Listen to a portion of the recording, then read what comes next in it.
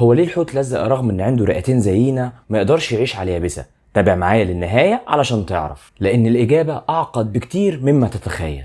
بس قبل ما نبدا، لو اسم الله غالي عليك ما تنساش تعمل لايك واشتراك في القناه، واكتب في الكومنتات سبحان الله العظيم. الحوت الازرق جسمه ضخم بشكل لا يصدق، بيوصل وزنه ل 150 طن. انت متخيل؟ يعني تقيل لدرجه ان عظامه ما بتقدرش تشيله على اليابسه. هو اصلا متصمم ان هو يعيش في الميه، لان الميه بتساعد جسمه ان هو يطفو، وبتوزع الوزن الضخم دوت من غير ما ينهار تحته. لكن لو طلع بره البحر وزنه هيضغط على اعضائه، ورئته في الحاله دي مش هتعرف تشتغل كويس، وممكن يموت في دقايق. الحوت كمان ما عندوش اطراف قويه تخليه ان هو يتحرك على الارض. الزعانف بتاعته شبه ايدين مفلطحه مخصصه للسباحه مش للمشي. ورغم ان الحوت من الثدييات الا انه لازم يفضل في الميه طول الوقت، وبيطلع بس ياخد نفس من وقت للتاني، بس ما يقدرش يقعد كتير فوق. وعلشان كده لما بيطلع على الشاطئ بالغلط بيبقى فيه خطر كبير جدا عليه. عايزك بقى تقول لي في الكومنتات ايه اكتر حاجه فاجئتك عن الحوت الازرق، وما تنساش تكتب سبحان الله لو حسيت بعظمه خلق ربنا.